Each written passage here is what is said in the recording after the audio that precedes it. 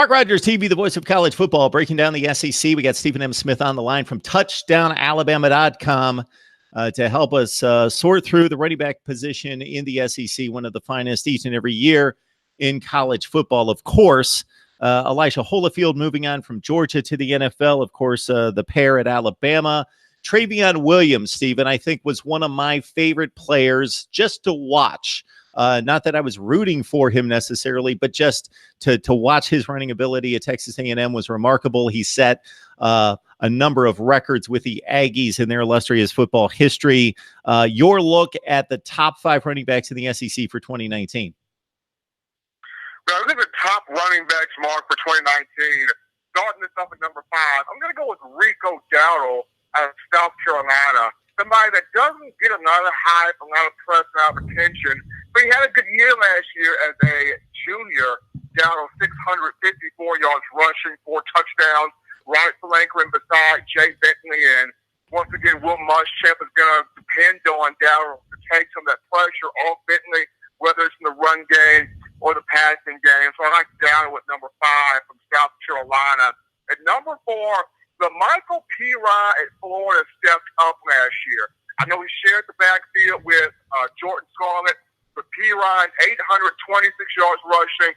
He shows the power, with a little bit of speed also to pair with that, can catch the ball soundly out the backfield. Love the Michael Piron to me, and he's number 4. Right below him at number 3, I got Nagi Harris of Alabama.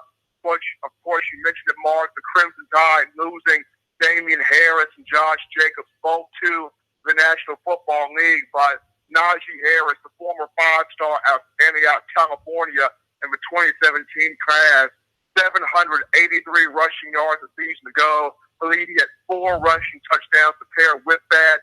It's going to be his time to shine. Now, of course, he may have to split carries with Brian Robinson, another big-time back, but really like the spinning, the hurdling, the athletic ability of Nagi Harris. He's number 3, and which brings me down to my top 2.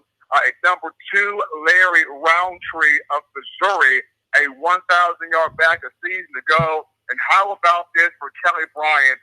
He goes from Clemson, where he's had pretty strong running back help, to he goes to Missouri, where he's got a 1,000-yard guy and Larry Roundtree to help him out, to take some pressure off him, and to help him be even better at the quarterback position. So I have Roundtree at 2. Then number 1, the other 1,000-yard back from a season ago, Georgia's DeAndre Swift.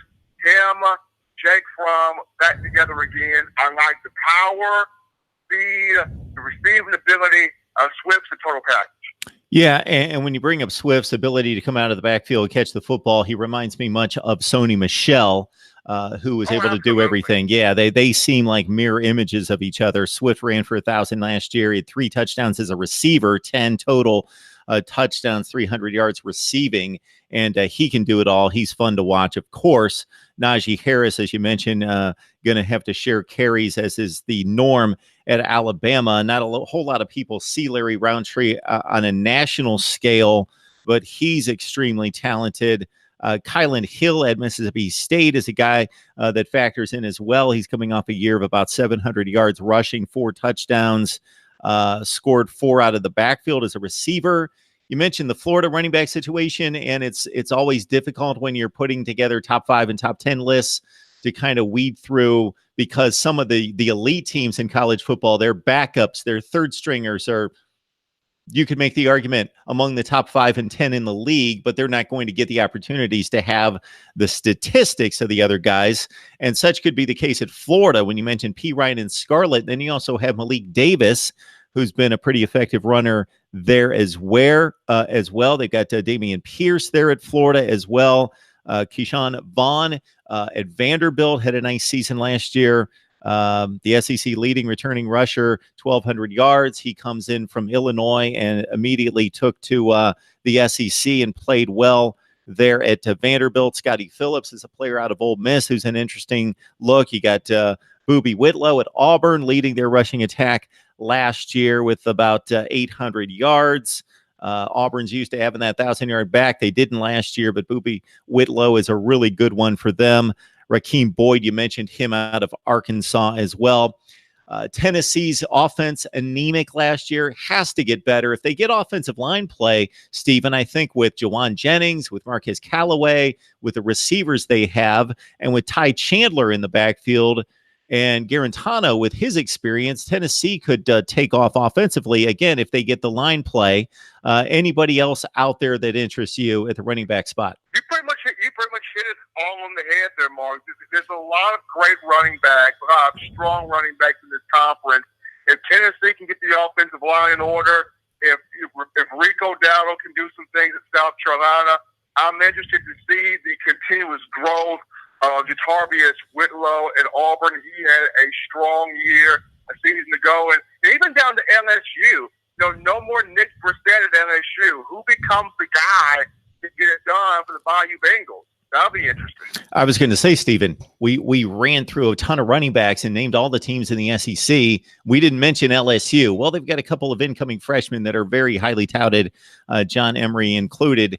We'll see what they have in store. But again, the experience isn't there, but the 4 and 5 stars next to the names are. So at that position, guys are usually capable of coming right into the collegiate ranks and making an impact. And certainly LSU needs that this year with their 1,000-yard back, Nick Brissett, moving on.